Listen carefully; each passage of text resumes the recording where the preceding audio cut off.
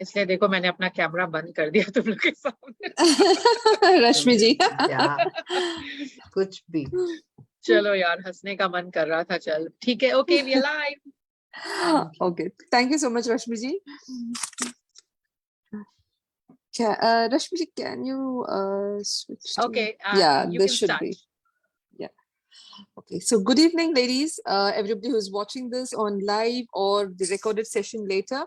Today, our guest for the Badass Beauty or the Badass Beauty for today's show is Mrs. Sangita Pandey. She is the director of corporate life skills. She works with companies in India and the UK, and I would say across the globe. Welcome to our show, and thank you so much for being here, Mrs. Sangita Pandey. Thank you very much for having me. I have to say I'm very intrigued by the title "Badass." You know, what does it mean actually? So when we wanted to start this talk show, it was basically just to meet women who are doing something out of their comfort zone, somebody who is very passionate, and who can inspire and motivate other women, obviously. So instead of going to a very toned down and very nice all the time, so not the goody two shoe name. So one of our team members, she suggested, I said, this is perfect.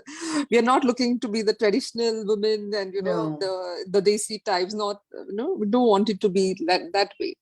So that's how the name it's very came interesting. into. Yes, definitely. Very interesting indeed. Yeah. Right. So, Sangita ji, before we go ahead, so let's start with the work you're doing right now. You are a director of corporate life skills. Yes. So, if you can tell us what you actually deal with, because as a third person, I am not sure. I'm not sure I would understand what actually you do in the company. So, please enlighten us regarding this. Well, thank you very much for this opportunity, and it actually brings me great joy to talk about a company that I set up many years ago, about 10 years ago. Oh, okay. And Corporate Life Skills is based out of the UK, and as the name suggests, it's working with individuals who are either wanting to enter the corporate sector or already are in it, and some may be wanting to leave it. The question is to acquire or to polish or to enhance or to develop the skills that are required to be successful within the corporate sector. Now, when I say corporate, it sounds quite limiting that, then this is something only meant for the corporate sector. And I'd like to say actually not, because many of the skills that are required in the so-called corporate sector are the skills that are required in daily lives, even from people who may not be working in a structured organization. For example, you could just be working at home, being a homemaker. Now, as a homemaker, there are huge challenges every day. One of them we say is time management. Definitely true. Yes. So if somebody comes to us from, as I said, the unorganized sector, and specifically if I look at the home, we just talk to those people and say, look, what you're doing is fantastic. It's challenging.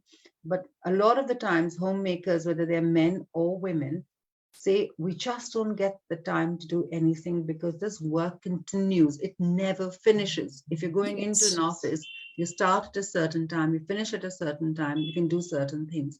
And as I said, it's all about time management. The second important thing that is so heavily stressed upon in the working sector is about communication skills. And it's quite fascinating that, and I myself am a victim of it, I have to say, that when I'm communicating, I'm very good at communicating with people who are not close to me, in the sense my family maybe. I'm very good at communicating with my peers and colleagues and other people, but when it comes to the communication at home, I tend to falter and or I make mistakes, or I say all the wrong things, which leads to conflict. So coming back to what you said, corporate life skills, primarily we work with people who are looking to enter or are within the corporate or wanting to leave it. And interestingly enough, it can start, there's no age, because you can even have children from the age of 5 to 6 benefiting from with some of our programs in developing their team building skills, in developing their problem solving skills. Right. So we at the moment work with just corporates and individuals, but recently we've also taken on a franchisee where we work with children.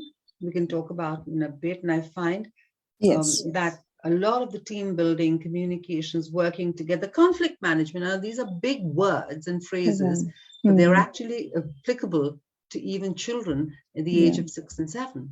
Right. Yes. Yes. That's lovely. I mean, I was not aware of so many things. So it's basically you're upskilling the person, the way they portray themselves in their workplace, and also, helps them grow. So I think this is so suitable for every individual in regardless of the age of the person, right? Yeah, I mean, if I may take a little bit of your time, Yes, of what course. I find quite fascinating is when people are getting into what we call the job market or the labor market, they finish their academic, studies, whether in any part of the world, and they're now looking to enter, and they start writing their CVs, or they're looking for a job. Right. There's a lot of frustration. And I worked with, actually, I wouldn't be wrong to say, with hundreds and hundreds of people in helping them write their CVs. Okay. And we start with the very basic, that if you look at the job you're applying for, and you look at the skills that they want, and you look at your own skills, is there a match? Because you may well be applying for a job which you think you can do, but actually you do not have the required skills, and hence the frustration. So it's not just about upskilling. Upskilling skills is a very important part of what we do. But it's also telling people at the very outset to have a little bit of an analysis of themselves to see, is this something we can do? And if we can do we have the skills? And if we don't have the skills, we do a little gap analysis, skills gap analysis, and say, okay, this is what needs to be done. Or you have it, but you haven't been able to articulate it in your CV or in an interview. So we prep people even at that stage. Okay, yeah. So sometimes we just get so involved with ourselves, what we want, what we have. So I think this gives a perspective to dig deeper, and yes, that's a lovely thing. Yes. Thank you for that. Yeah. So ladies who are watching, I would, suggest you all get in touch with Mrs. Sangita Pandey here. She's going to help you all achieve something, which you have probably been thinking is not achievable, or something like that. So Sangita Pandey ji, now going backwards. So if you can just tell us in brief about your childhood. So you're born and brought up in India. Yes, I'm born and brought up in India, and I was extremely lucky that I was born to a family, and when my father was in the Indian Air Force. Okay. And that gave me the opportunity to move with my parents every 2 years, 2.5 years. And we saw the length and breadth of the country. Now, even at that very young age, there's something that we picked up, was to be able to blend very quickly and very easily with people from a completely different background. I mean, it's interesting, we say India, one India, but then the number of cultures that we have in India is mind-boggling. Right. And we developed that skill very early on. And one of the courses that we deliver within Corporate Life Skills is called Cross-Culture Etiquette. It is working with people from different backgrounds and different cultures.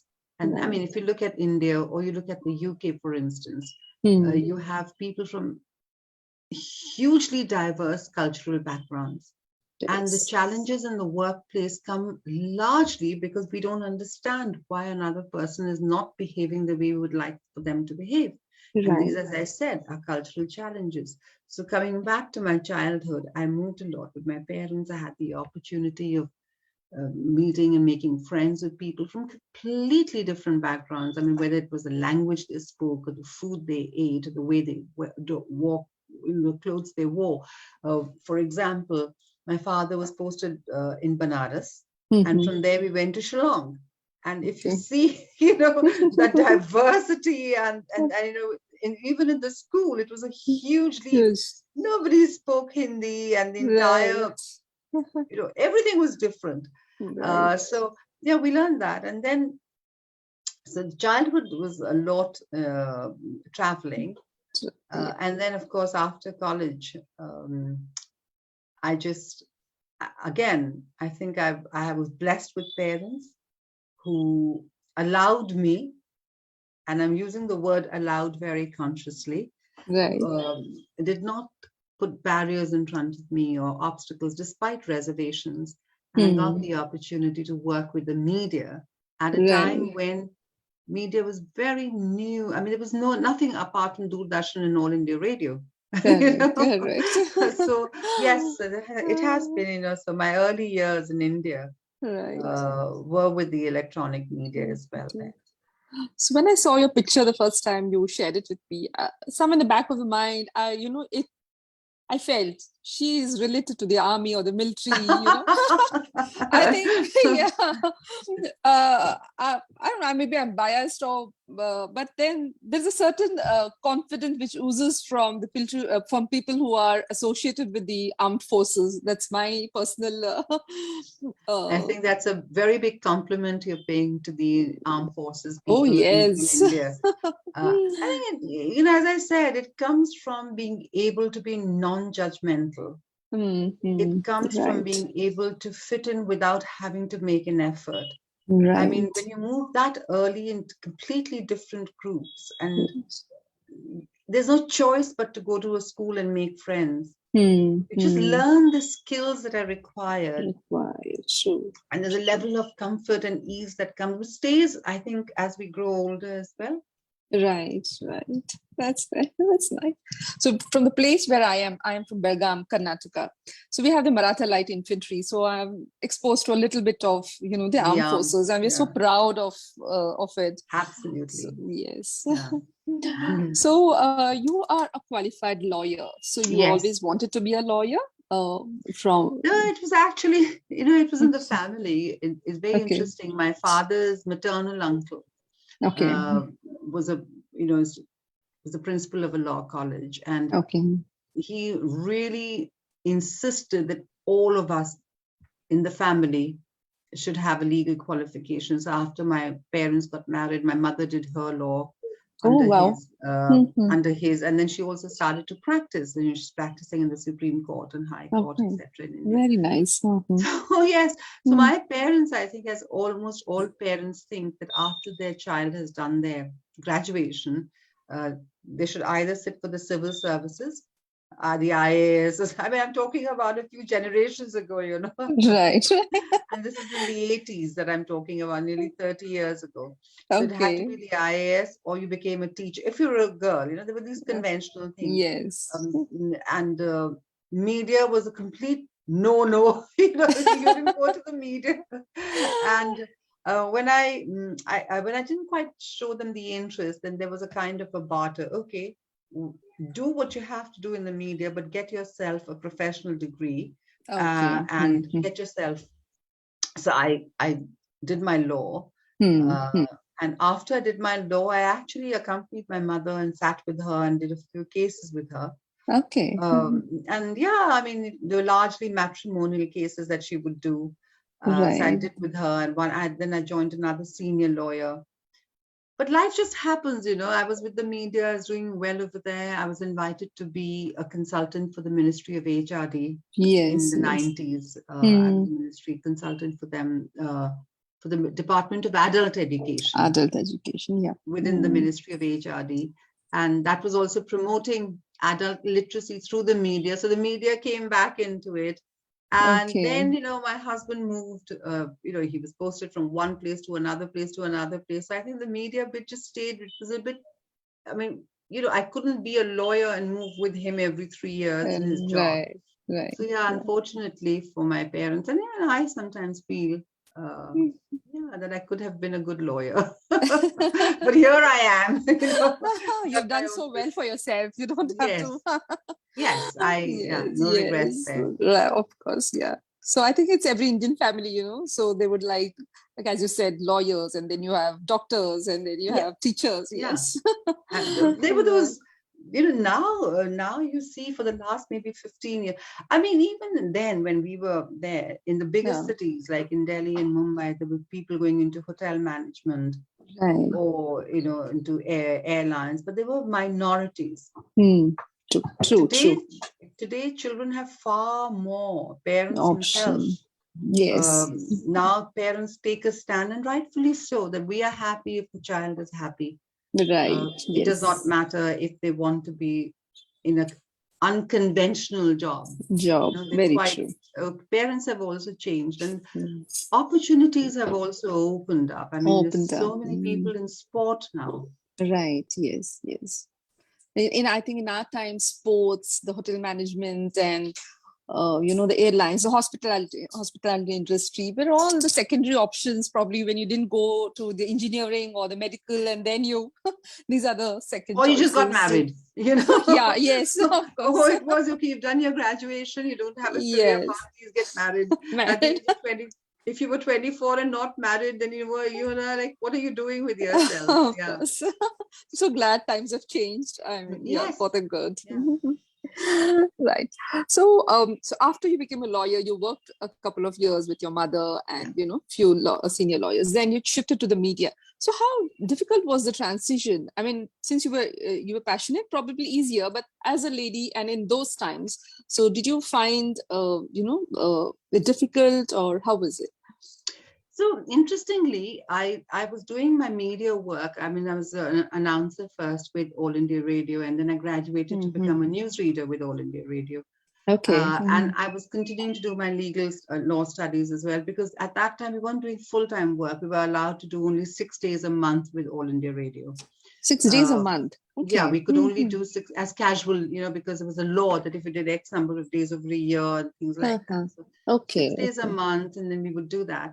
And then fortunately or unfortunately, actually fortunately, very fortunately, I got picked up to host a program on Doordarshan, which I did for a year. It was in the afternoons on national TV called Youth Forum. Okay. So it was just one of those things that I was doing television and radio. Right. And so I finished my law. I think I finished it in 88 or 89. I think 89 I would have finished. It was a 3-year degree then. I finished that and got engaged to be married. So the media stayed with me more because and then I think it was in 89 or 90 that the first FM station opened.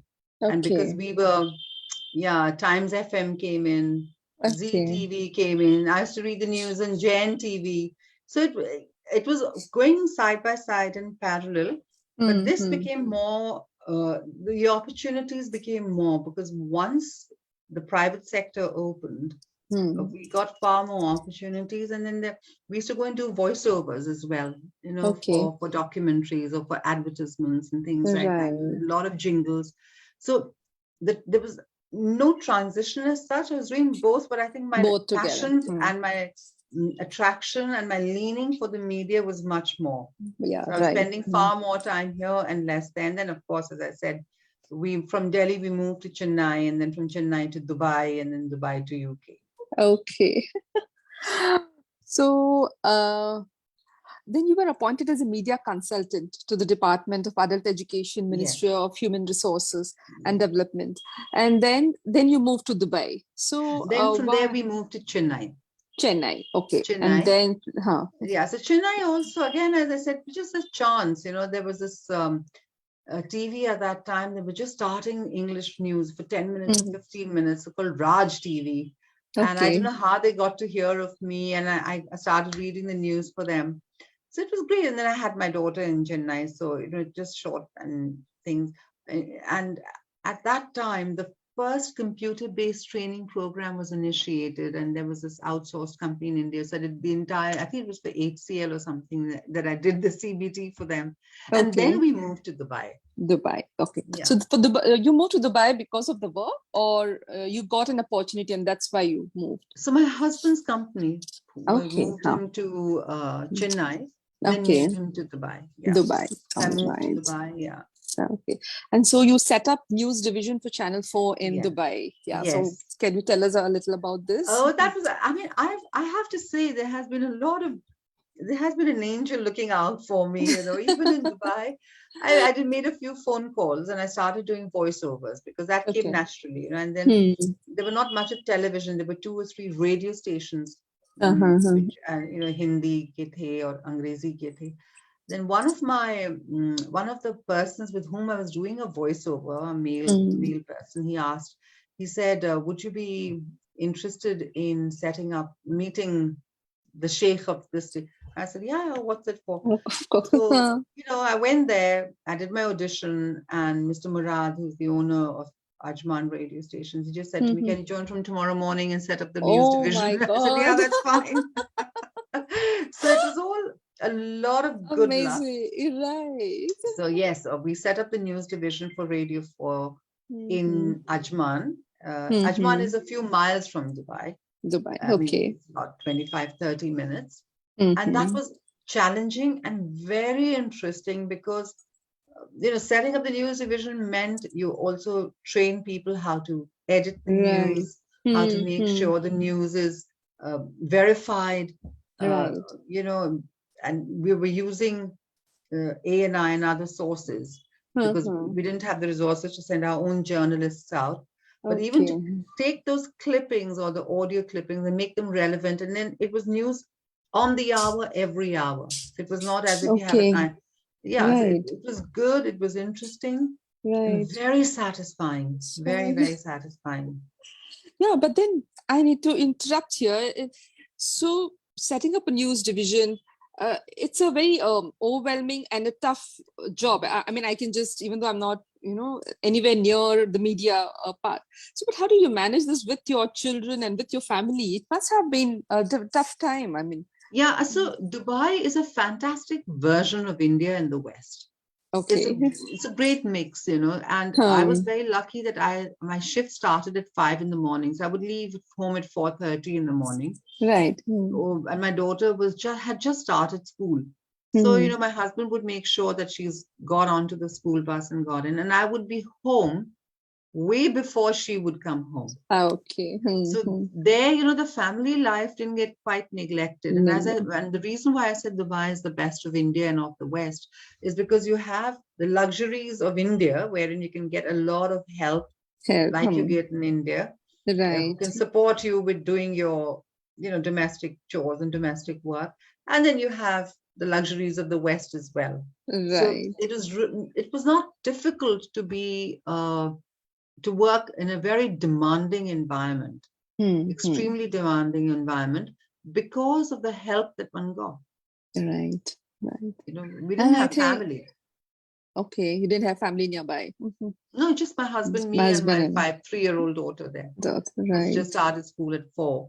Okay. So we didn't have family, but a lot of good friends. But as I said, if you have backup, people who, I mean, for instance, you come back home from a morning shift starting at 4. So your food is ready, the house is clean. Yeah. The energies are not, Dubai was really very easy as compared to UK or India. Yeah, I was just saying UK. I can understand. So I have an aunt who lives in the US. She says her real vacation is when she visits her daughter in India and not, anywhere else, because of all the help you get. Yeah, true. So I think, given this is a couple of years back, not a couple, I think many years back, you have, in terms of I think your husband is been very supportive. I mean, he's just played his part. I wouldn't say he's gone overboard, but he's played his part so well, that is the support which probably most women don't get or have not got in the previous decade or so. Yes, and not talking about inspiring Indian women, there are many stories like me of women who've moved from location to location, place to place. I mean, the challenges that I would say are not unique, but are mine, as it were, is because I did not move in an organized sector, or I did not have the skills. So, for example, if you're coming from an IT background, it's very easy to absorb in the Western world comparatively to somebody who's like me, who knows the media. And so my husband, yes, I mean, he would say, do what you have to do. I'm not stopping you from anything. Right. But and when I hear the stories of a lot of women who come and whose husbands expect them to do certain things, because remember, a lot of women, and I'm saying this to the women who would be listening in, whenever someone, man or woman, moves in pursuit of a new career, 9 times out of 10, they take a hit on the position they were in back home and on the salary. Now, if one of the two has moved in a structured organization, so for example, your company has moved you move within the company in a certain, strata or certain thing, then it's for the other person to find their way. And that is when a lot of challenges, because I know of personally quite a few people who were like teaching, for example, in India, and they moved here. And there is a body where you put in all your certificates, etc., who then see whether the teaching qualification you've got in India are recognized over here. So you get that, accreditation done or the process done. Sure. And yet it's like, and I say this to people who come to the UK, I said, there's no disrespect for anything. It's even in India, if you were teaching, for example, in a certain part of India, you see, you were teaching in whichever state, I'm not going to take in names of any state, and then you move to a completely different state. And even if you were teaching in the English language, the way children or parents of children respond to the teaching styles of a teacher are very different in different cultures. So you've got to do that adjustment. You've got to learn certain things. You've got to see how parents want you to, and how the kids, even moving schools. I've got friends of mine in India who tell me that some of these schools that have come in who are really fancy, the approach to teaching has to be so different, because parents can be, they don't quite take easily to criticism or reprimand of a child. True, yes. So when it happens in your own parent country, imagine the shift one has to make when one's moved here. So yes, my husband has been supportive, because I did what I could do. But I also have to say here, and not tongue-in-cheek, in all seriousness, that I have been very supportive. Right. Yes. And true. I think every woman should realize that and should take pride in the fact that you don't have to keep tom-tomming it. Of course. But True. almost every woman who has relocated or uprooted themselves from their comfort zones so that their partner can make a career for themselves, they need to be applauded. Correct. That's right. Very true. So next, you have even produced and presented a talk show on Radio 4. This is in Dubai itself. Yes. Yeah. So this is, I think, a huge leap, production and, presenting. Yes. So, yeah. I mean, so again, we were a 24-hour music station at Radio 4 with just these news bulletins that came in on the hour. And so we had a little bit of a chinwag and a thought process with the marketing team. And I said to them, why don't we start this program? It's a 1-hour chat show. Okay. And we take meaningful chat. Yeah, so I think that held well. And we did some demos, and we got a sponsor immediately, because it was quite refreshing. Right, something new. When something is refreshing, and we called it Let's Talk, and that was a very good thing. We got a sponsor straight away for, I don't know, 20 weeks or 26 weeks, because it was refreshing and something new. And we were not, and again, I have to give a lot of credit to Mr. Murad, who's the chairman of Murad Groups, and Radio 4 was one of his business operations. A very forward-thinking person who also had an insight into saying, okay, do what you have to do. He never stopped me from anything, because I think at the back of his head, he also knew that I will never break any boundaries or protocol. Right. Yes, Let's Talk was a very fascinating and not fascinating, I would say very interesting, because we were exploring topics which otherwise were not, we were, they may be being doing, but not so much, especially for the vernacular. This was a Asian Radio 4. So there was Channel 4, which was completely English.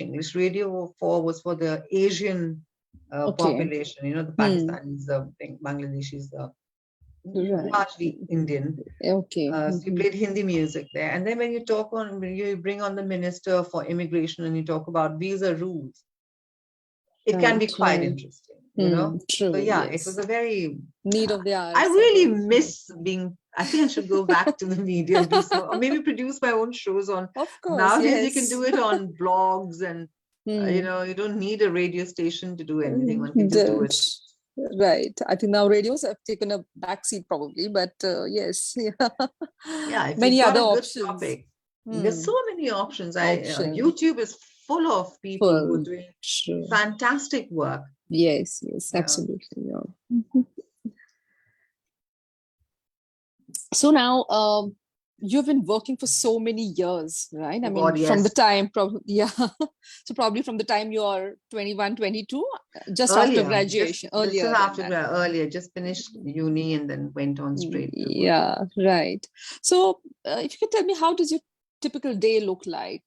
How do you manage? How do you organize? How do you manage your time? Quite interesting it is, isn't it? Because in different parts of my life, the day was managed differently. Yes. At the time when I was living with my parents and working, I didn't have a care. Everything was sorted. Right. Then I think the most challenging time has been when we moved to the UK. Okay. We moved to the UK when I was in my 30s, and I have and now I have a child who's 5 or 6 at that time. We didn't know. I really didn't know how to manage so much of work, because you back home, you're used to the fact that when you open your eyes, there's somebody ringing the bell, or if they're not living in, you open your eyes, you actually walk into a space which is clean, clutter free. Right. You just have to say, "Aaj nashte mein ye bana dena." Can you? But here, it was a completely. So I have to admit, and I have absolutely no shame in saying so, it took me actually years to get myself organized.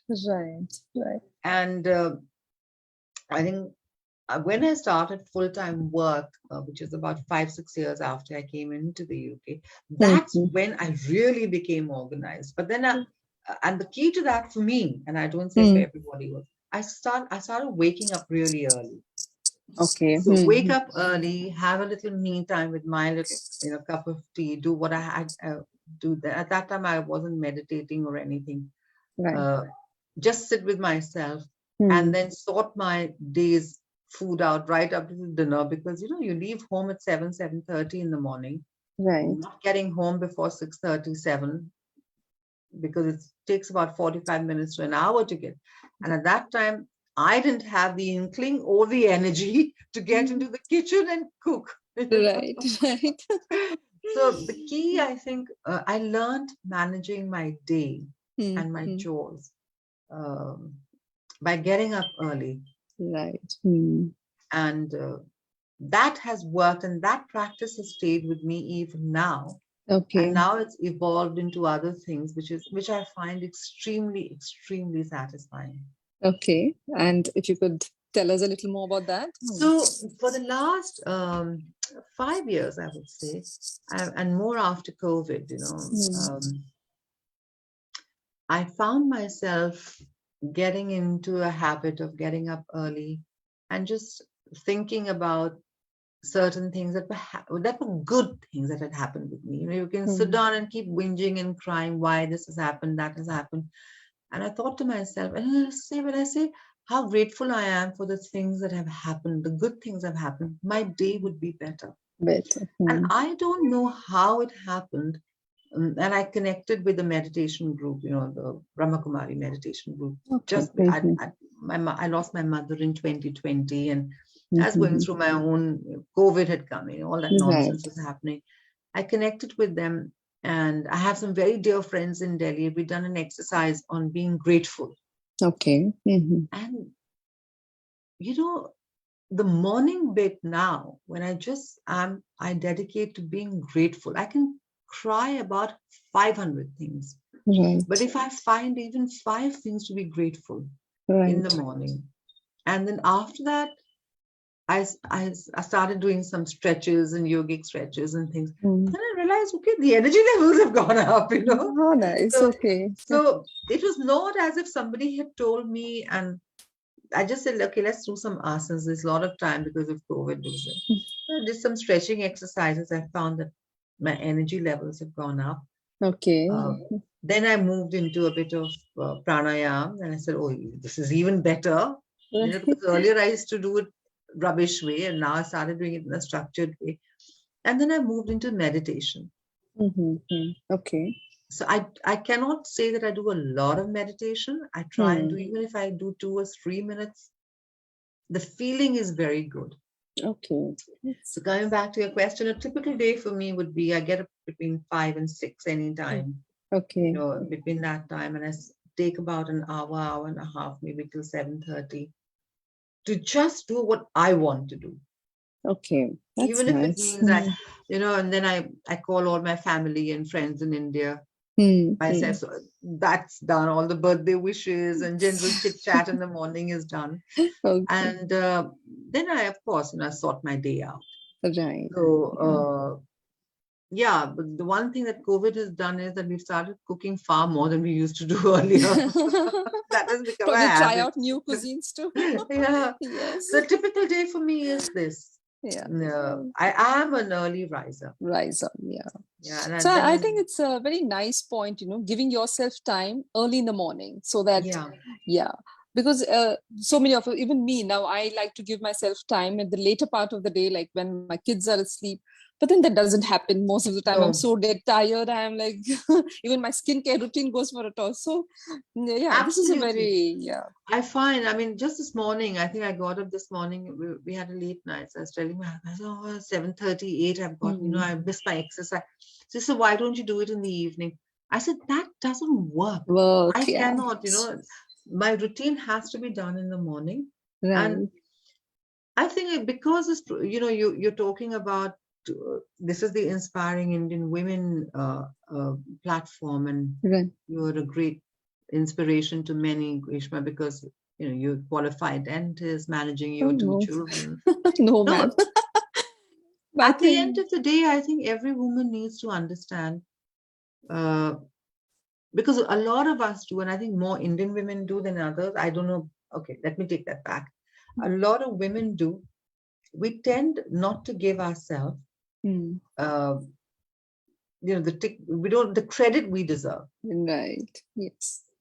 And on this platform, I think it would be appropriate to say that we don't have to walk around and say, okay, the world owes me everything because I'm a woman. No, the world owes us nothing. Nothing. But at the same time, we need to appreciate ourselves.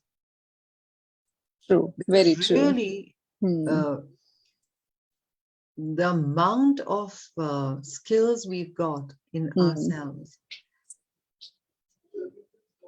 and we don't give ourselves credit for it. Right. And you've just done it. I said you were an inspiration. You said, no, ma'am, I'm not. And I'll tell you, if you had a man, even in today's world, which is quite now gender neutral, getting to be as neutral as possible in terms of roles. Yes. If a man was raising 2 kids and also doing a job and doing, even in today's time, the level of appreciation for him would be far more than it is for a woman. So, I actually, Rashmi and IIW had actually done a discussion a few months ago at the Nehru Centre in London, and I was lucky enough to be invited to be one of the panelists. Okay. And I said, we need to look into ourselves and give ourselves credit, and we need to appreciate. I need to appreciate myself. Right. True. Lovely point. Yes, absolutely. Nobody else will. I know. That's true. That's correct. So, till now we have spoken about the good parts, the excellent parts. So, have you in your career, or have you seen any low phases or low points where you were not happy with the way things are going? And how did you come out of it? How did you, bring yourself back? So I think it would be a lie to say I've not. And the first time I actually experienced this was when, and I won't take the name because it's not right to do so at the moment. One of the private broadcasters came into place. There was Times FM, which was a big fish, and then there was another one that came into play, and they recruited me and a male anchor to co-anchor a morning drive show, or drive time, or was it evening drive time? And it was fine. We enjoyed it very much. Till, I don't know how, I think the accountant said to me that the male guy is being paid much more than I was. Okay. And that really, really annoyed the hell out of me, So I went to the owner and I said, how can you be doing this? I mean, you're a woman and you can be a sidekick. I said, no, what do you mean I can be a sidekick? The choice of word in itself was very humiliating. This is in Delhi. Right. Oh my God. Okay. Yeah. And so obviously at that time one was hot-headed and one didn't know, and one was like, I said, look, I'll leave. And I left because I got a fantastic opportunity with Times FM, and I hosted their drive time for a year.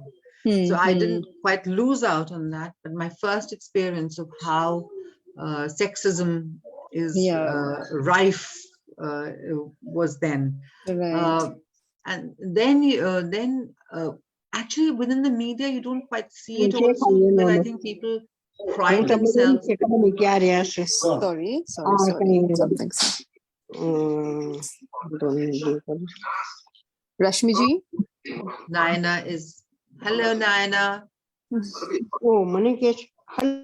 Yeah, there we go. I'm just So muted. that was then, and then, but on the flip side is that the media is where people pride themselves, by saying, okay, we are very egalitarian, we are very honest, we're very open-minded. So these kind of things don't happen.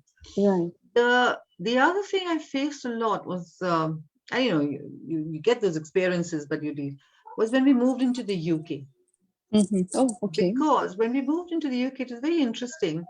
I was coming from a position of strength. I was coming from a position where I'd enjoyed a very tiny celebrity status, as it were, because you were with the media, you had news clippings and radio, and a few magazines interviewed you and things like that.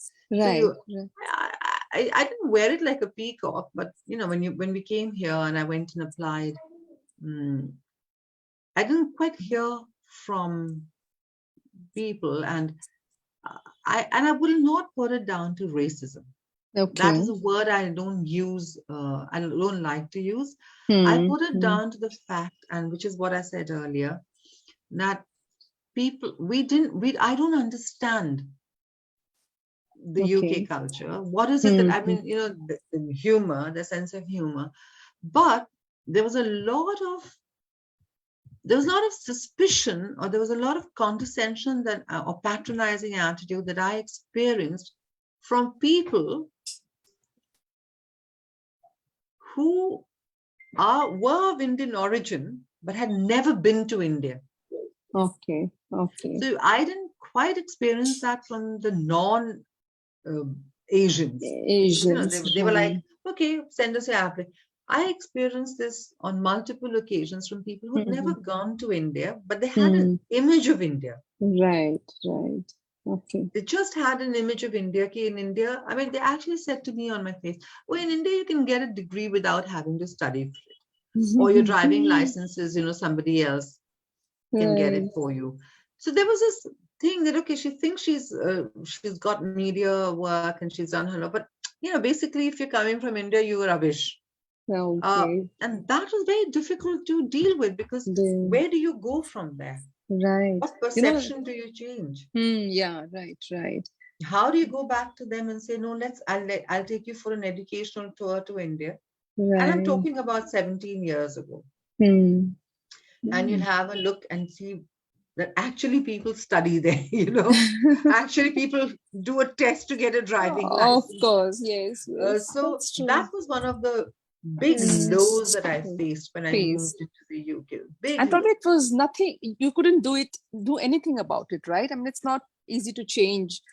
You, Uh, what does one say to somebody who's not Hmm. been there, but who's only Right. heard?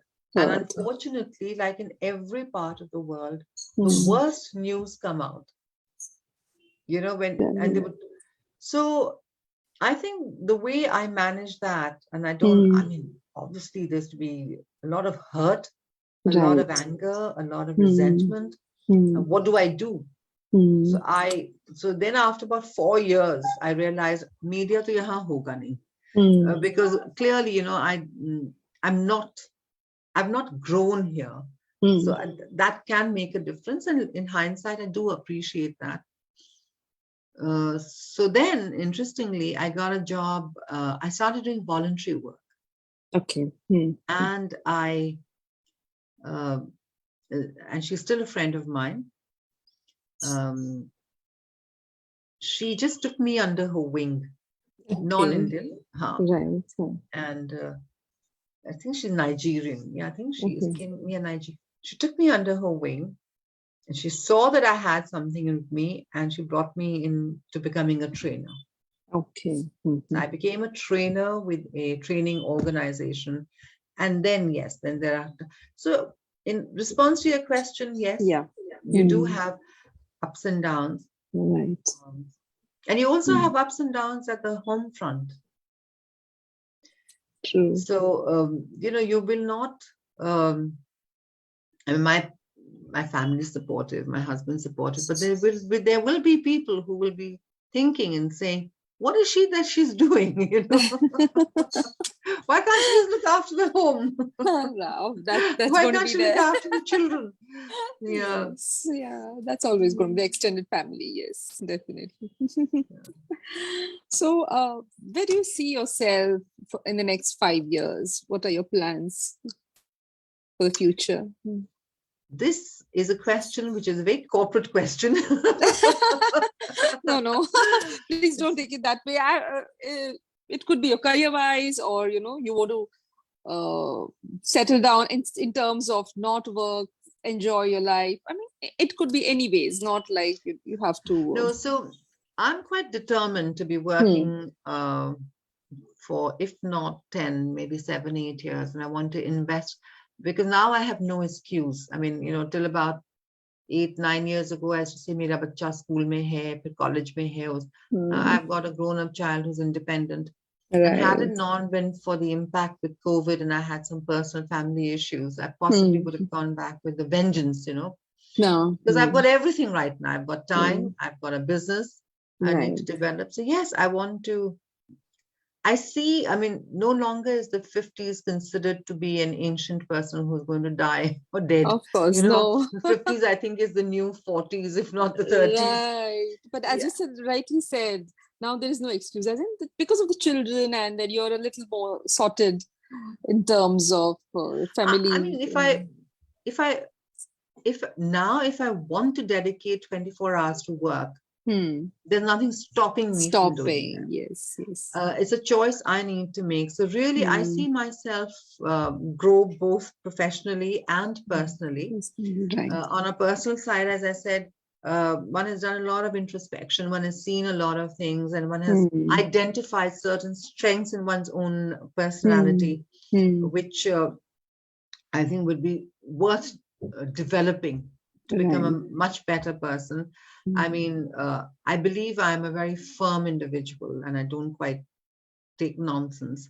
Earlier, I used to be quite upfront about it. Then with time, call it age, maturity, whatever, I let things go. But that is an area I would like to develop, and I would urge any woman listening in or even man listening in to say that one can be firm without being aggressive. One can be assertive without being aggressive. And those are the talents that I think any human being should develop. The ability to be able to say no, the ability to say, I don't like. So on a personal front, these are the characteristics and traits that I would like to develop further.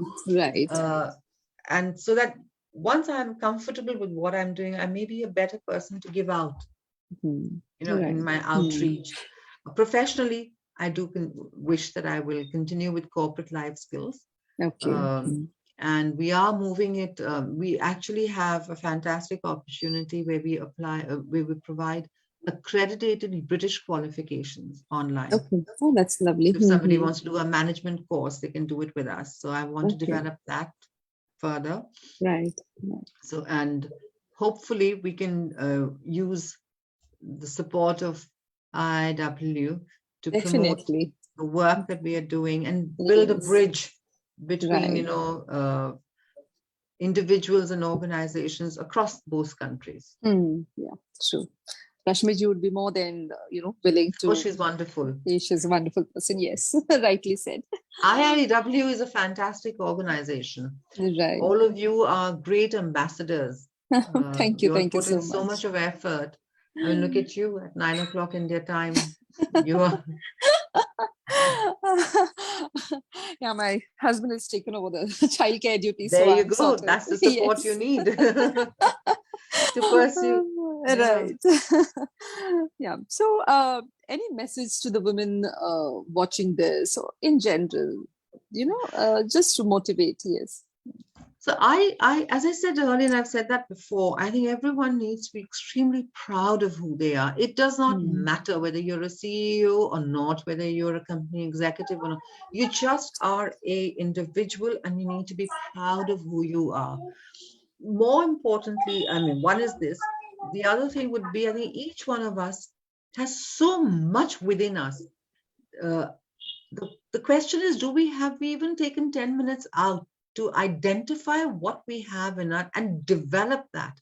It is very easy to be, when people turn back and say, Dekha, usne aise sawal kiya. I mean, as a woman, she shouldn't have asked, because you hear that all the time, even today, whether it's in India, Europe, Japan, anywhere.